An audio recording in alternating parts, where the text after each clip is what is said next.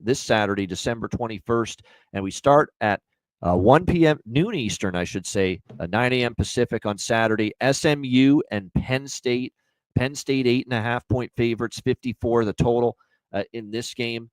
Not so big game, James Franklin, laying 8.5. Not for this guy. That's all I'll say about that. And I know it's Happy Valley. It's a home field advantage. And remember, all these first-round games are true home games. They're in the home field of the team with the higher seed. So it's a home game for Notre Dame and Notre Dame Stadium in South Bend, the Friday game. This one's at Happy Valley and a Penn State home game. And we know they get a good atmosphere there, but they get a better atmosphere at night. I think it's actually a benefit here for SMU that's an early game. It's not going to be the whiteout. It's not going to be nearly as, crazy raucous environment as it would be if this was, say, a Saturday night game. Put it this way with Penn State.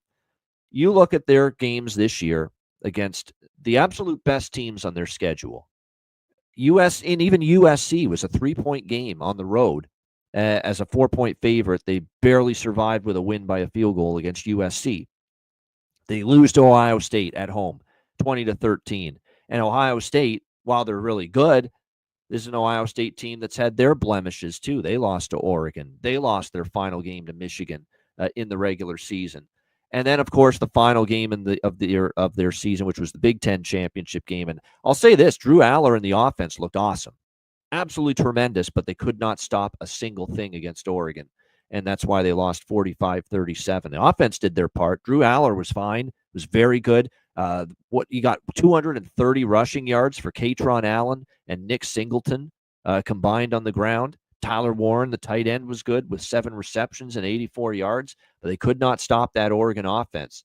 And for me, that's what it boils down to. We've got some evidence building that, yes, Penn State's defense came into the year as one of the best defenses, lauded as one of the best defenses in college football. Well, you gave up 45 to Oregon. You gave up 30 to USC earlier this year, and you gave up 20 to Ohio State. And if I'm not mistaken, that was a cold, windy day in Penn State. So that probably mitigated the scoring a little bit. I still don't know if Penn State's got a defense against a very good offense, the strength of SMU for sure. Kevin Jennings and his dual threat ability, athleticism, can throw, he can run, and he's gotten better and more accurate throwing the ball. When he needed to make a great pinpoint accurate throw to tie that game late against Clemson in the ACC championship game, he did it. And I think when you look at it, certainly that's, I think, what gives Kevin Jennings confidence that he could, be able to move the football here against even this Penn State defense. The big concern for SMU for me is probably more on the defensive side, because we saw them give up 42 to TCU, 27 to Louisville, 27 to Duke, 25 to Pitt, 28 to Boston College. Clemson, obviously, especially in the first half. Cade Klubnik had incredible success moving the ball against SMU's defense. And look, if Penn State plays anywhere close to the way they did offensively against Oregon, they will move the football and score points here in this game against SMU. So what I really like in this game is the over. This is another over. These are the first 2 games in these playoff games are the ones I like over. And this is another one where with SMU Penn State, I like over 54. I don't like the side as much, but at 8.5, I'll dabble in SMU to keep this one competitive. I can't lay 8.5 with Penn State and that god-awful straight-up and ATS record for not so big game James Franklin against top 5 opponents or any sort of big-time team. It's just constant with this guy. Lost to Ohio State this year, lost to Oregon this year, escaped USC. You lose to Ohio State and Michigan every year you play them in the Big Ten since he's been here. How do you lay 8.5 with that big game track record that he has? Can't do it.